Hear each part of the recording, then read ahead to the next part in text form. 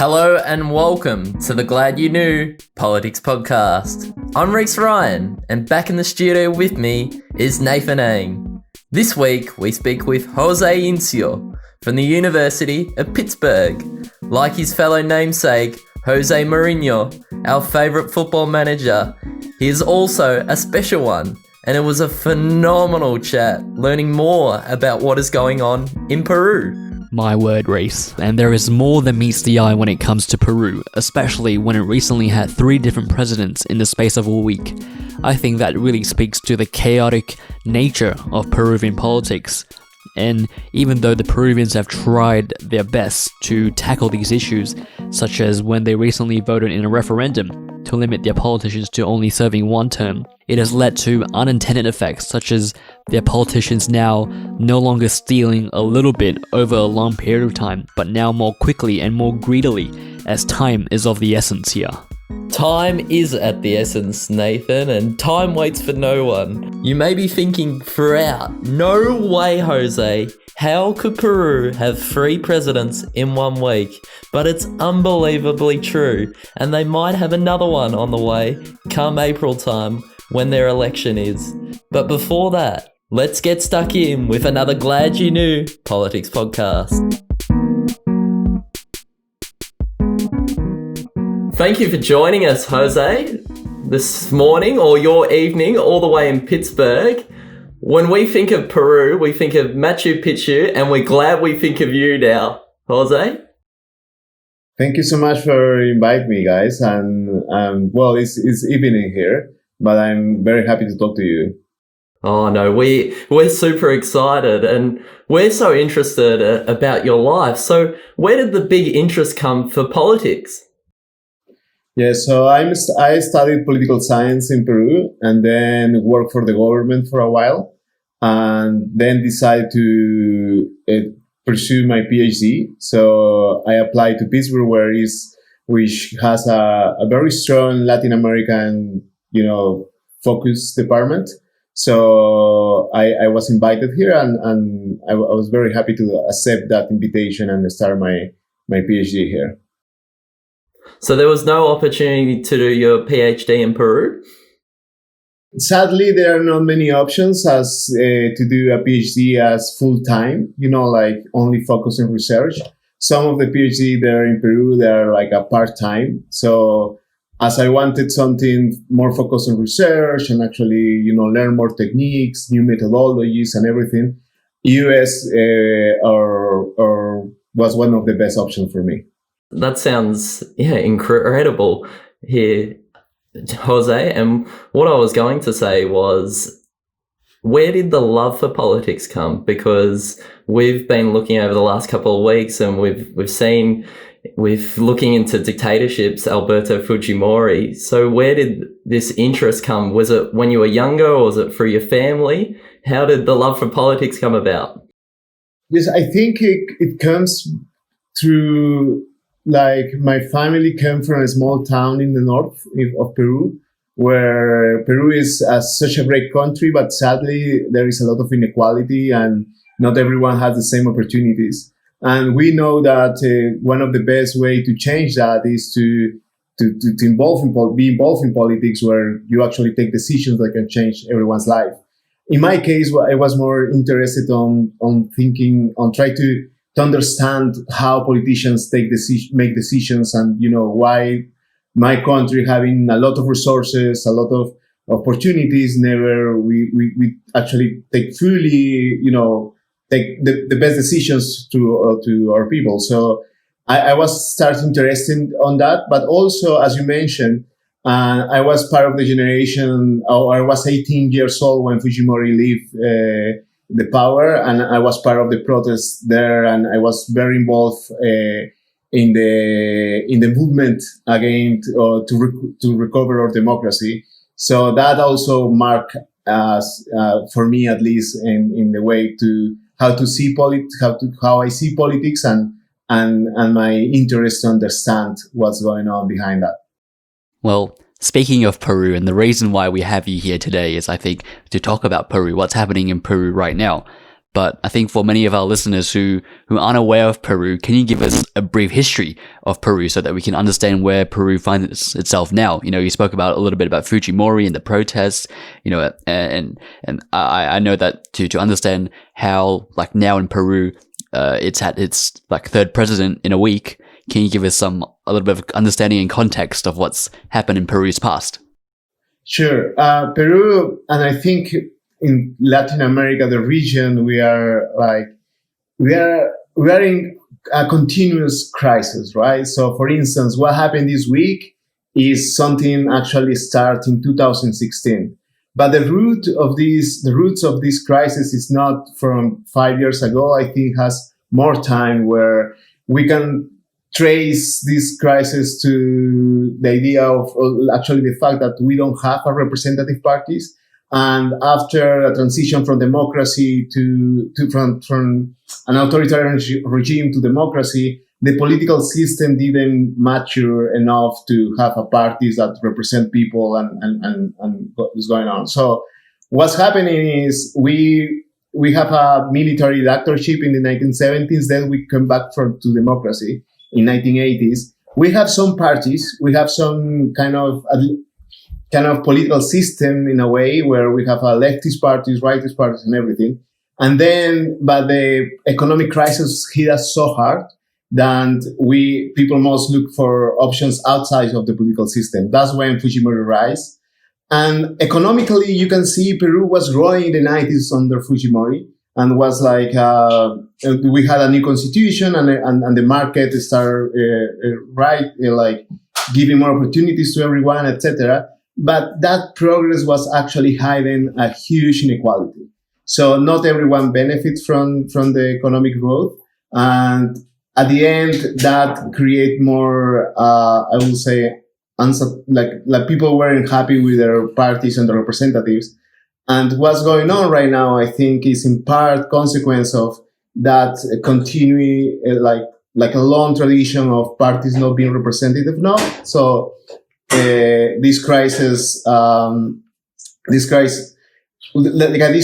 particularly is like, if you think about what's going on in the Congress now, the largest caucus in Congress, it has less than 20% of the seats, and only 49% of the population choose this Congress. So there is a lot of going on, right now, that is you can trace from some decisions that are happening now, but also from some, like weak institutions that we heritage from before. And this will almost leads us into the present. And Nathan just touched on it earlier. Yet why are we speaking about Peru at this present moment?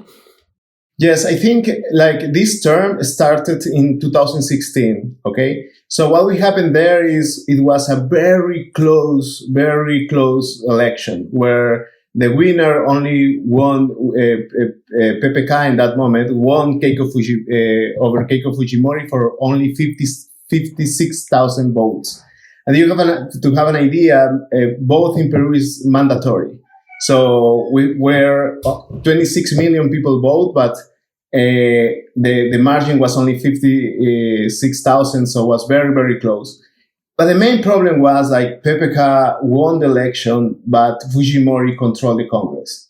So Fujimori had the super majority in the Congress, and PPK was very weak. And in the way, like he only have like 18 Congress seats in the Congress, and Fujimori has 73. So since day one, the clash between the executive and legislative was very strong. After 3 months in government, the Congress started to impeach the president repeatedly, at the third time, actually, PPK resigned. So then is when Viscarra came in as vice president, took the office, and what he did actually, he closed the Congress. So he called a new election for a new Congress to finish the term. So from 2020 to 2021, when actually we will have our elections in a few months. But this Congress what's going on is this Congress decided to remove the president using an obscure part of the Constitution, which is not designed to remove a president. So that's why they're like most of the people call it as legislative coup, in the way like the Congress didn't use the impeachment clause. They used something like it was designed to remove a president when they got mad or they are dead, right? So it's like using a constitutional hardball to remove the president, and so that was why it was unlawful, and most of the people feel it as illegitimate. So they went to the streets too. And I think there is another, we have to bring something in consideration, is that most of the parties that are in the Congress are very unpopular. So, and most of the parties that are in the Congress have a particular interest, especially against the what we call the university reform, which is one of the few reforms that actually transcend governments, and is one that try to improve the quality of universities and close bad universities. Most of the two or three of the parties in Congress have a lot of interest on that because their bosses have universities.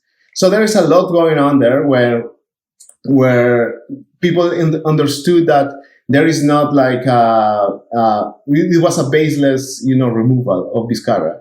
So I think that was make everyone put together and went to streets. And it's not like they have a unified agenda. It's more like it's against those interests in Congress. So I think that make like everyone went to street after they won, and they stay in the street for 5 or 6 days until Merino resigned.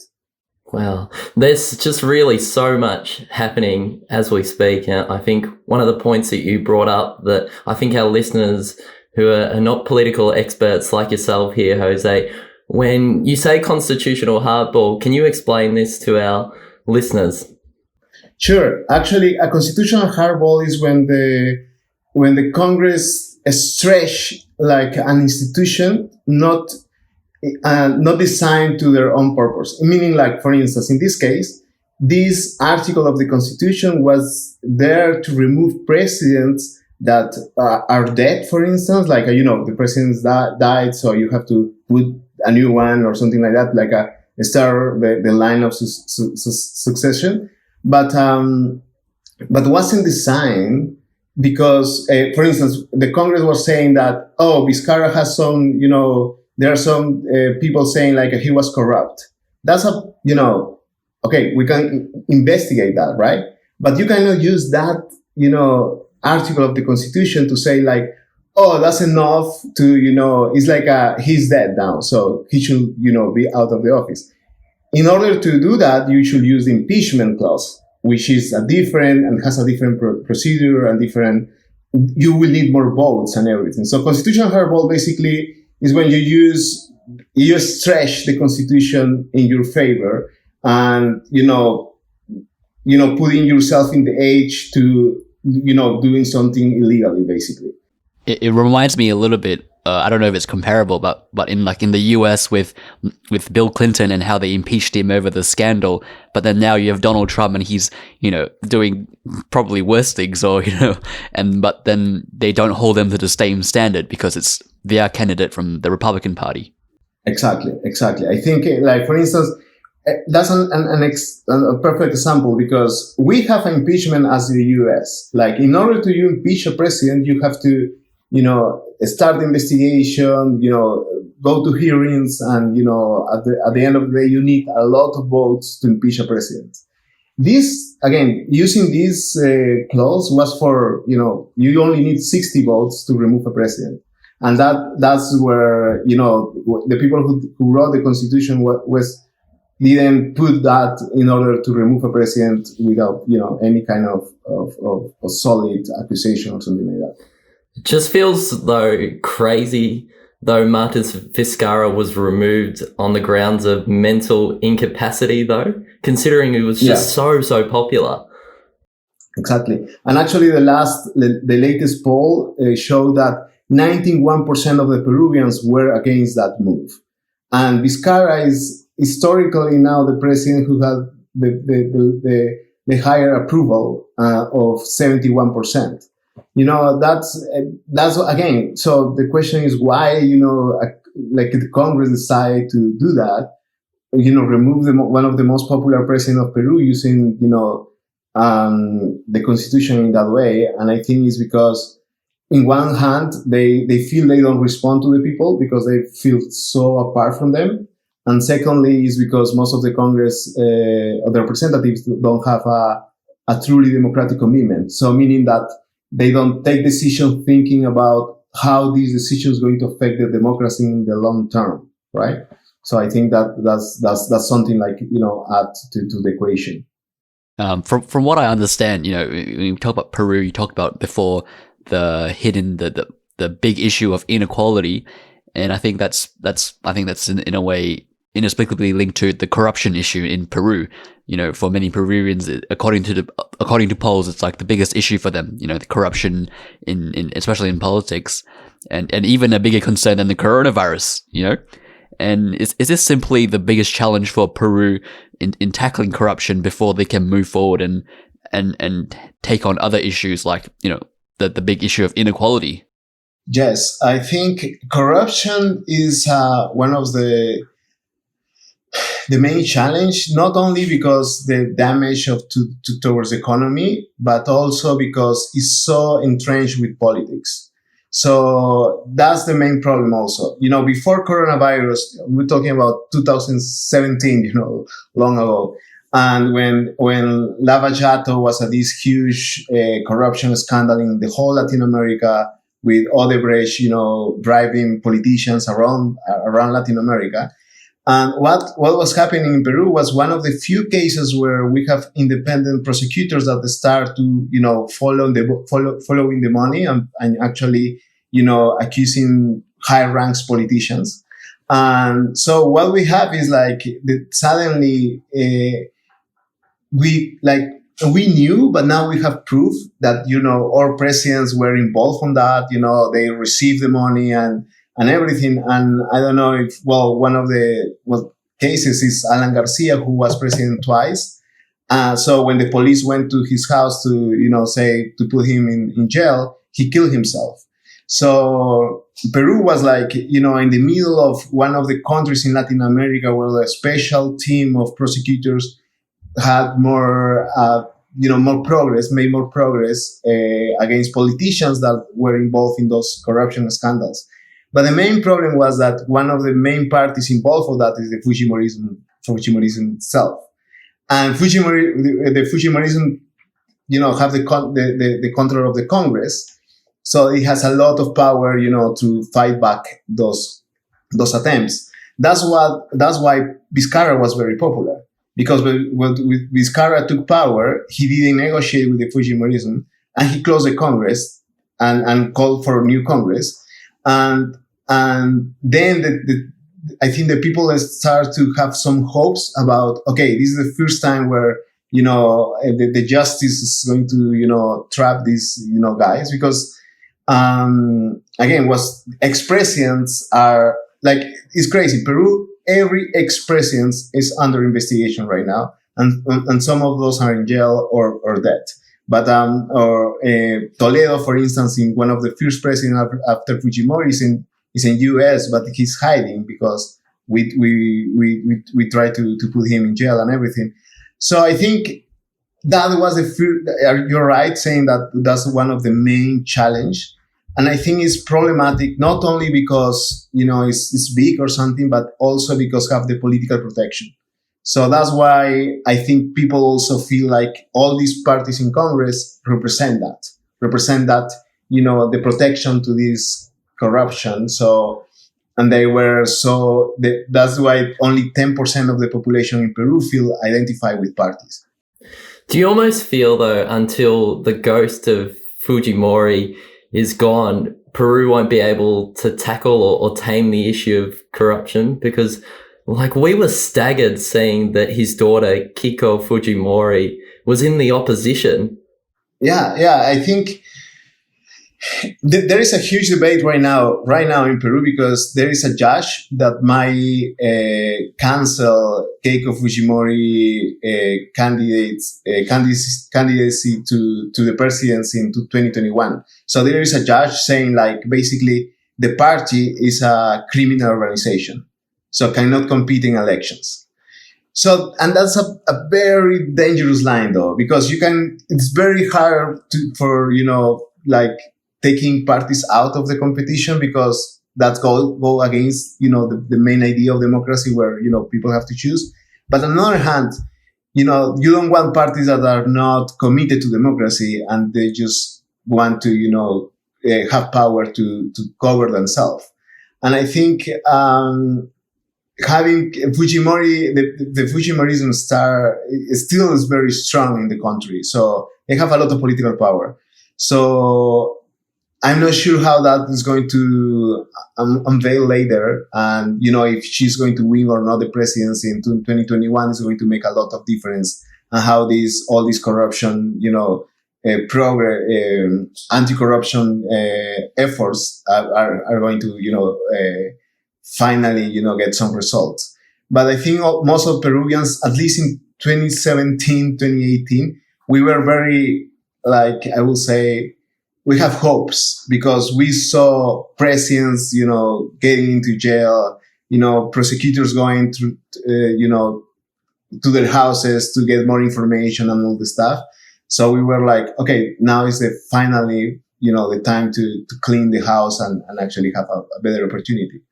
But I'm not sure what is going to happen with this idea of, moving Keiko Fujimori out of the competition, so actually the prosecutors can investigate her and her party. As a Peruvian yourself, where do you fall on the issue of should they move this party out of the competition? Because as you said, it's against the spirit of democracy. And I guess if you compare it in maybe Australia or the United States, where you have these alt-right parties and Nazi parties in democracy, should we still kick them out, even though they don't really believe in the spirit of democracy? But then again, democracy is about allowing all these groups to participate in the process.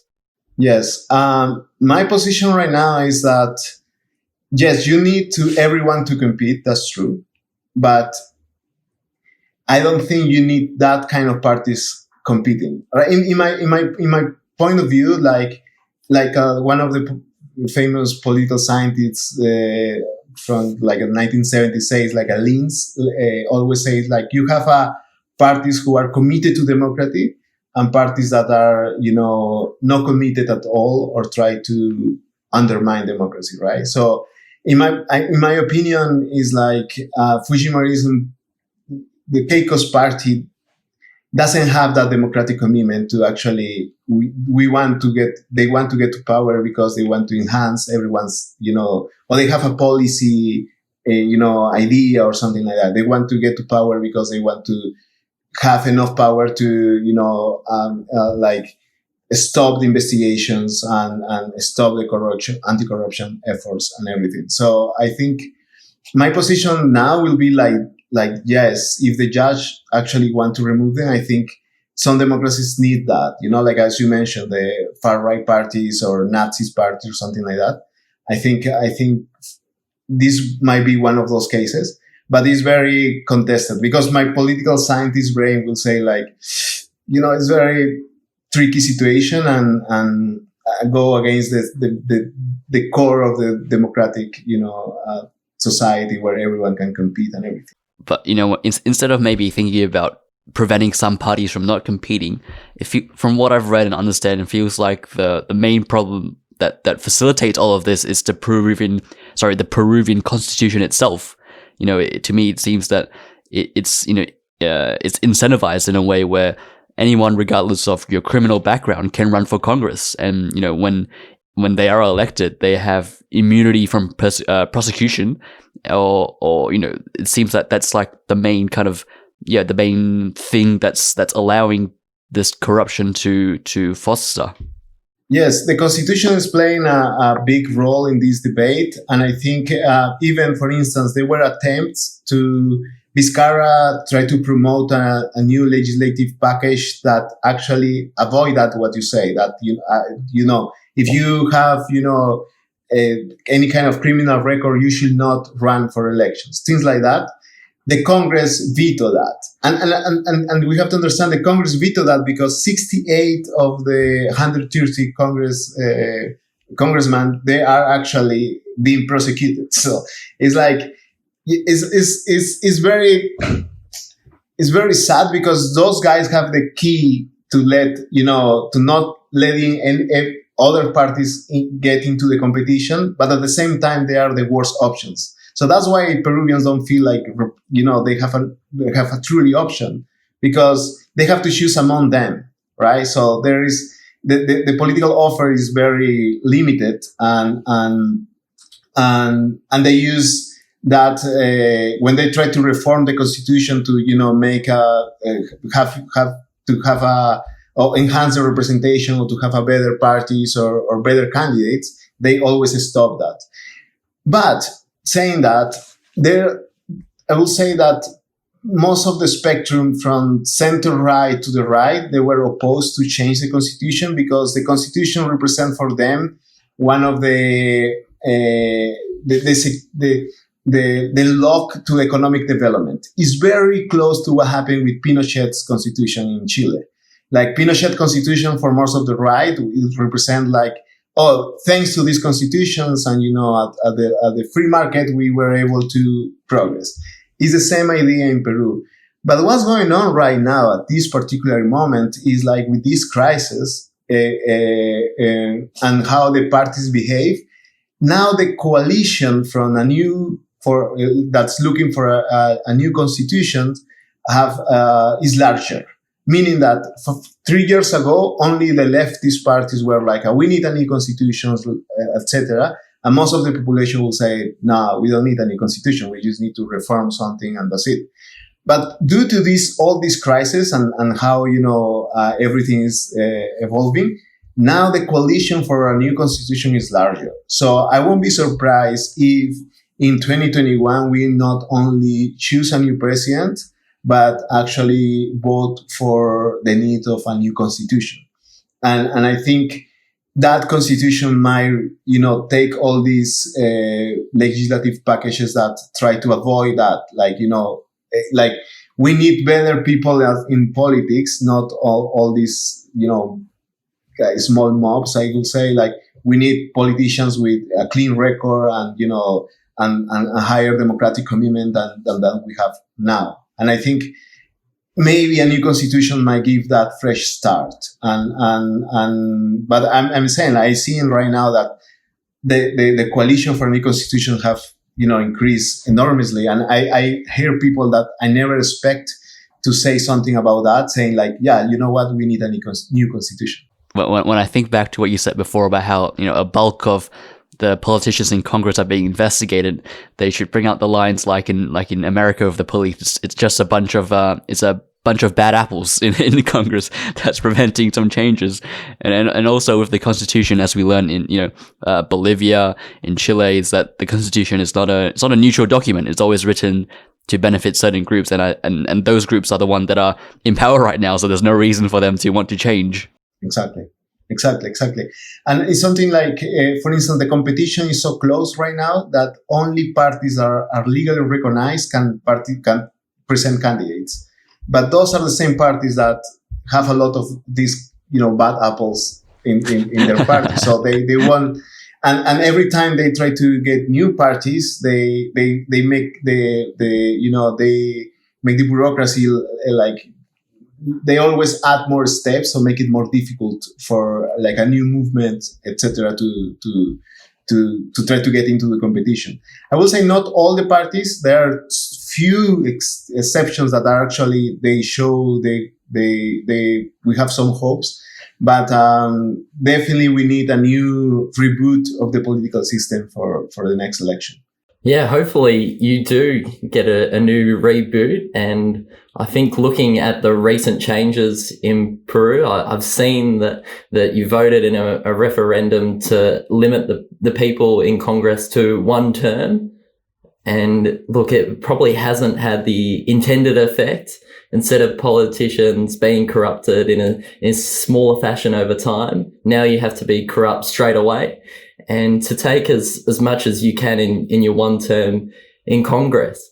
Yes, you're right. And I think that, but that's the main risk, right? When your political elite is so far from you, like this particular measure about, don't let the Congress to candidate again or to be incumbent in the next election. I'm not agree with that, because you need, the politicians to start to get more used to that and get more professional and start getting more experience. And that you will have it if you have more than one term in Congress, right? And also you will have more incentives to not, as you say, steal everything you can in one term. You will start thinking in your future, making, misbehave more costly. So I think that I was against that reform, I remember. And I think it become very popular because people are so tired of this, elite, and they create their own enemy, right? So they basically create this, they create this feeling that most of the people say, you know what, we don't want you anymore. So only one term is enough, not thinking about, what are the incentives they're creating and everything. So that was one of the most popular reforms of, of having, a Congress cannot a congressman cannot be reelected in next term. And there also, for instance, in that referendum, we vote for, because we only have one chamber in the Congress, right?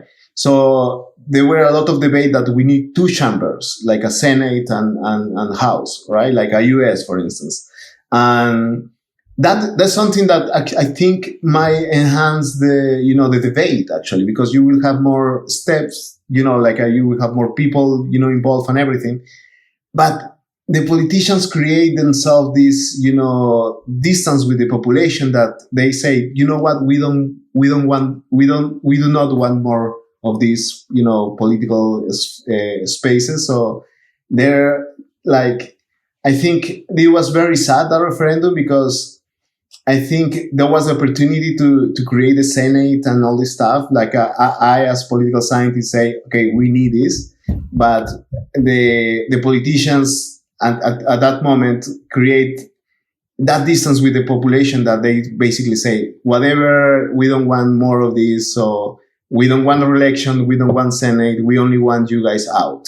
And that was the referendum, how the people vote in the referendum. But you're right. I think, and we can see that in the subnational level, because mayors cannot be re-elected now in Peru either. And we can see how most of the mayor, it's a lot of, there are more corruption scandals. There are more misbehave with the, public money and all this stuff, because as you say, you don't have incentives to behave. Why, I only have one term. I don't have to think about my future. Why I should, try to do the best, right? I think when I learned about this, this referendum and what they were proposing, and I think it probably in Peru, where they're so frustrated by these, years and years of corruption and these terrible politicians, that they just want to go like, all right, we only want you to see you once, if you're in once, and most of them are bad, as you said, most of them are bad apples, or all of them are bad apples. We just want you gone after one term. But then now I think after reading that and hearing what you said, is kind of, I've realized the importance of having that stability or the ability for politicians to stay long term in a job, in maybe in the US, when we think about long-serving politicians like Mitch McConnell, which are so terrible for the US and the democracy. But then again, the alternative is like in Peru, where people go in, take as much as they can, take all the resources of the state, use all their power to benefit themselves, enrich their businesses, themselves, their family, and then they get out. It's true. I think it should be an equilibrium, right? So it should be a point where you don't get the Mitch McConnell effect and you don't get the Peruvian effect. Something like, and I think that it passed for, if you have political parties that, give opportunity to young people, more often, you will see more renovation in each party, and you won't see Mitch McConnell's, but you won't see either, the Peruvian situation, right? Oh, look, we'll see what happens there. And going back to your point about the constitution, I've seen your indigenous population. I don't know the exact pronunciation here, Jose. Can you help me out here? Quechas. And do you think there'll be a bigger representation for them in this perhaps new constitution, or what has been their representation so far in Peruvian politics? I hope that if there is a new constitution, they will have a space exclusively for them. And I think, one of the most vulnerable groups in Peru are actually indigenous populations, and they don't have a say in the political system. And they do not have the say because the parties don't give them space, and and actually most of the parties that are center right, sadly see the indigenous communities as something like is in a way of progress, right? For instance, the mining companies, right? So there is a lot of progress always between, mining companies, the territory, and the indigenous population. And they always see the state never provide them anything. So the only way they have to actually call everyone's attention is, when they protest and they stop stop the routes to the mining, to the place where the minerals are collected and everything. So they call the attention because actually for, hundreds of years, we haven't, pay attention to them, and we didn't actually fulfill their needs, and the state was very absent. So I think a new constitution pass through the idea of give them the space they need and recognize them as, a different, with different needs, with different perspective of how the things works. And I think that's important. And also because most of our economic growth, it was based on, the mining extraction and the use of, their lands, basically. And we in the cities took most of the benefits. Because, all economic growth, actually, you can be reflected in the cities. You can enjoy in the city, all the progress. But all the environmental, issues, they have to deal with that, right? So that's very unfair. And I hope the new constitutions can give them a space for that, right? And I think we are doing some progress in that direction. But we have to recognize also that Peru is a very racist place. So it's a very racist country where the minority, the elite, economical and political elite, the minority is, I would say 5%. They are white, and most of everything, among the highest political place in the TV and everything, you will see most, white people, as we are, in Spain or something like that. But, it was very hard for, indigenous communities or non-white people as me, try to feel represented, in the higher layers of society. So I think few revolutions in our history have changed that balance a little bit, but it's still very unbalanced, the power situation there, right? Yeah, and it seems very interesting to me that, as you said, such a racist kind of Peru, it's a very racist kind of country, but then you have Fujimori, a Peruvian Japanese, who is still such a hold on the country. Yes, but Fujimori, he made his campaign creating a cleavage where actually he say, I'm not the traditional parties, so I'm the outsider.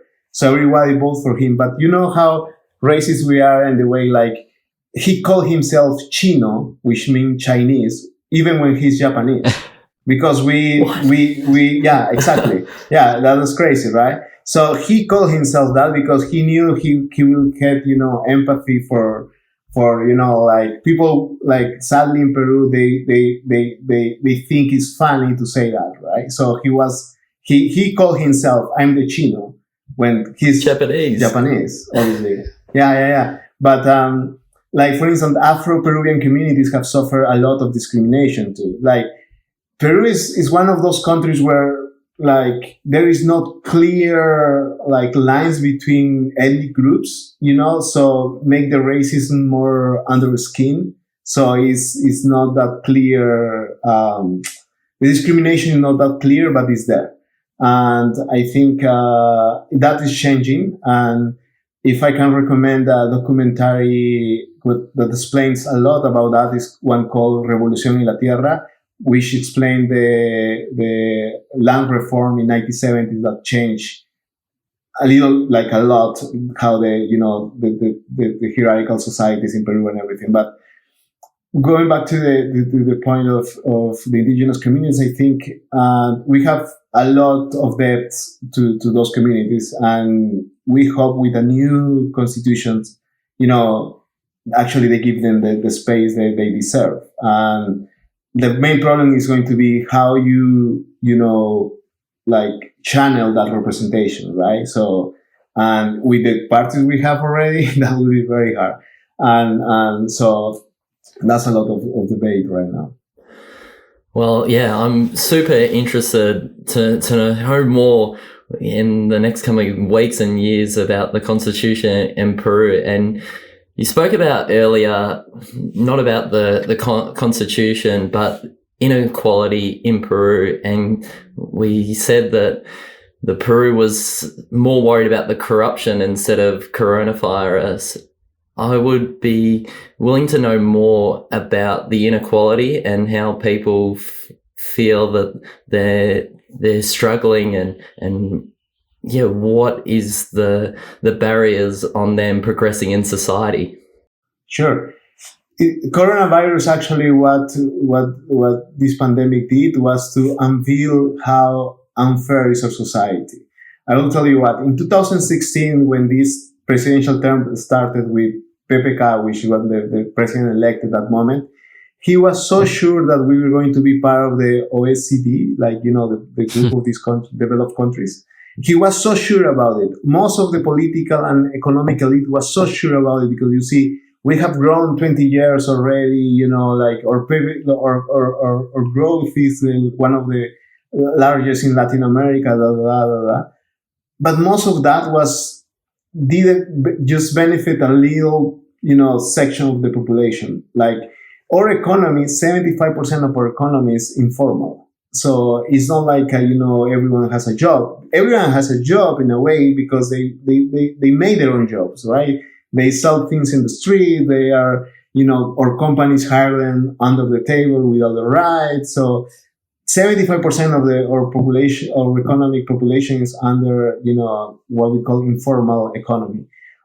So when the pandemic struck in Peru, that also unveiled that after 20 years of growth, the state and any government spent more, for instance, in public needs. Like when we are a country of 30 million people, right? So when the coronavirus started in Peru, we only have 100, USI beds, these intensive care beds. We only have 100 available for the whole country. So how you can, face a pandemic of these proportions with only 100 beds, you know what I mean? Like, wow. So that unveiled that most of the governments, even, regardless the economic growth, didn't make the judgments to actually provide a good health, education, and to the population. So the economic growth was only enjoyed by a group. And that can be reflected in the political system too, because every election after Fujimori, there were always a candidate saying, like, I'm going to change everything, right? So, and obviously, always the media and the political scientists were like, why people keep voting for this guy? Why these guys are so close to win? If he wants to, nationalize everything or, change everything.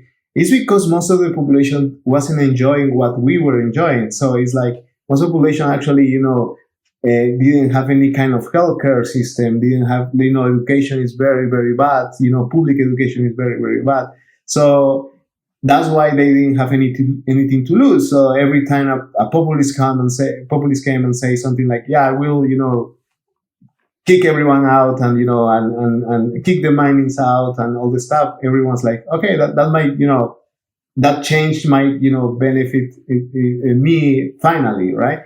So I think that the inequality was hidden by the economic growth and was making, everything more weak, especially the political institutions, the people didn't feel represented, and open the field to having populist candidates every election. And I think that's a latent, a risk or challenge to our democracy. And I think the next election, we might have a very populist, from the left or the right, saying we're going to change everything and in order to gain votes and might be, successful. I think,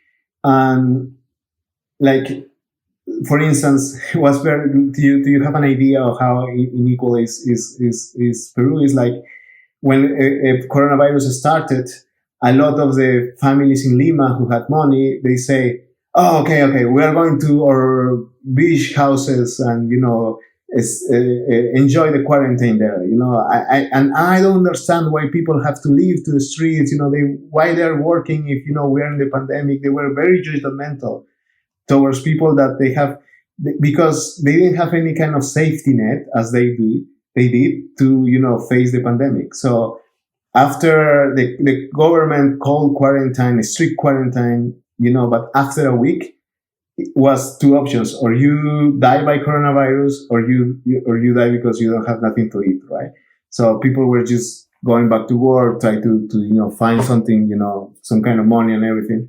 And so they also, the last point would say that the government also find itself very useless in the way, like, for instance, the president Viscarra decided to give everyone, like I would say a subvention, right? Like a little bit of money to everyone.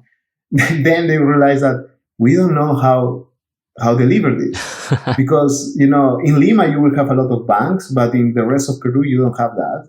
And even we don't know how many, then is when you realize that all your growth was just, like how you say, very, superficial.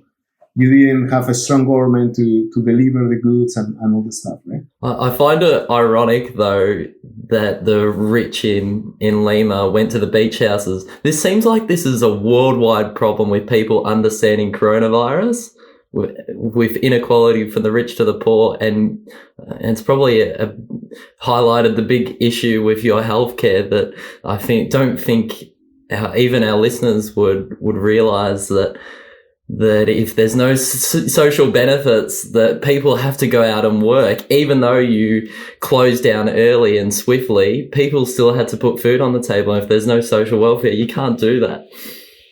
Exactly. I was living in New York when the first wave of coronavirus started. I was living in Brooklyn at that moment.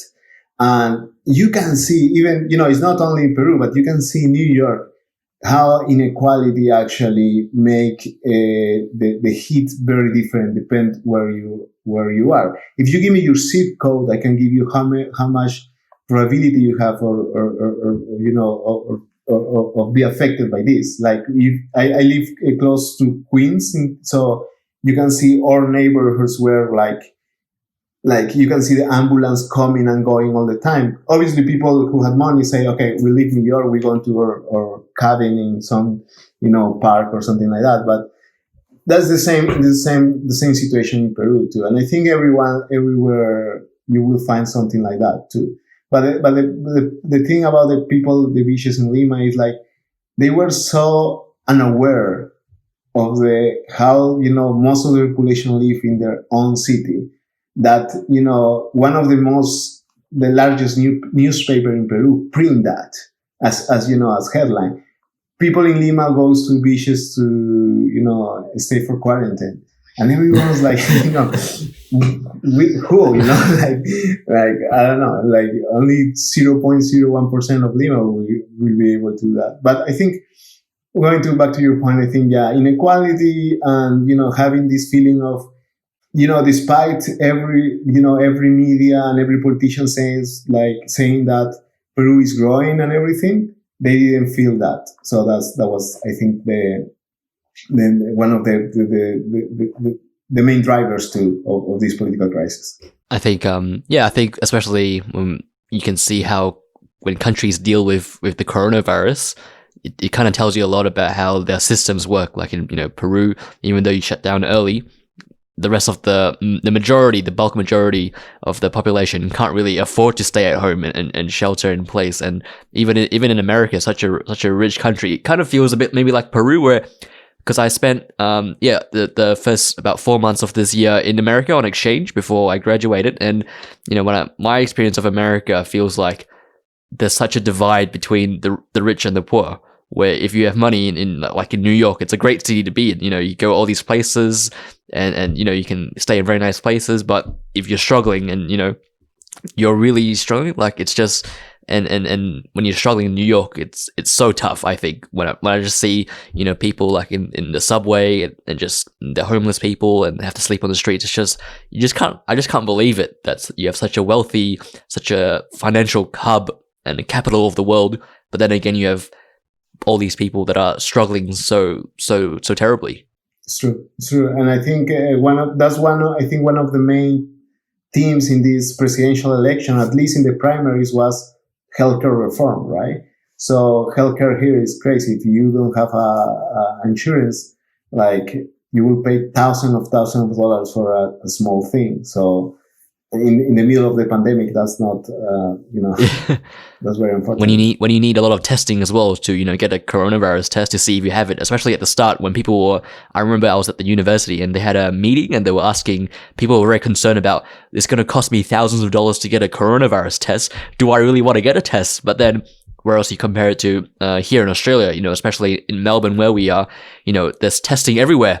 The leader of our state is telling everyone, please go and get tested. It's free. You can go. It's very quick. And then, so we get the best idea of how this pandemic is affecting us. Yes.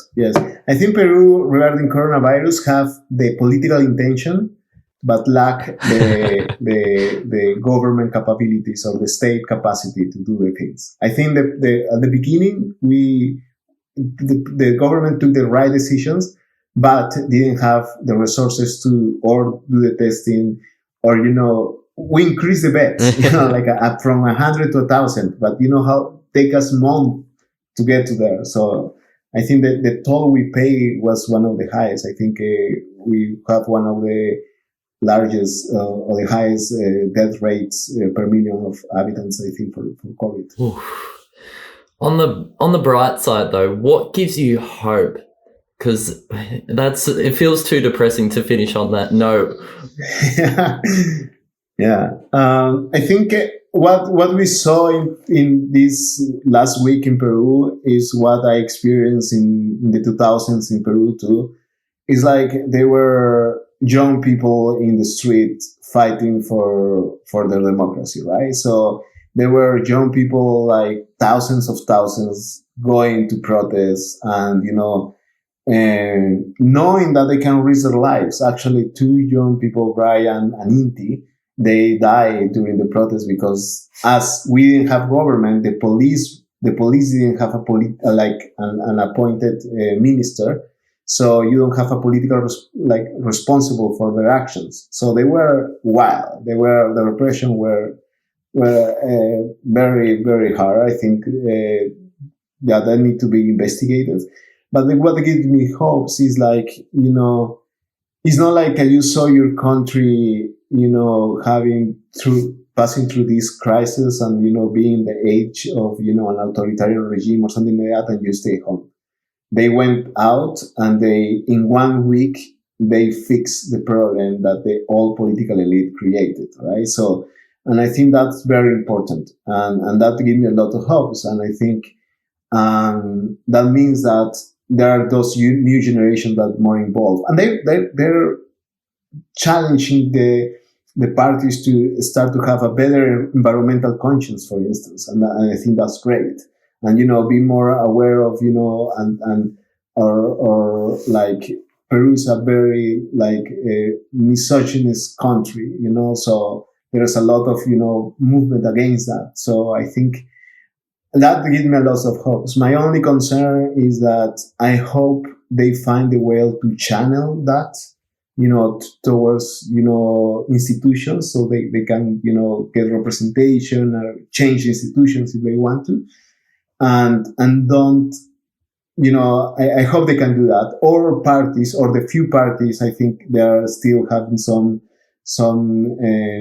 legitimacy, or they're popular, like a Partido Morado from the center right, or Nuevo Peru from the left.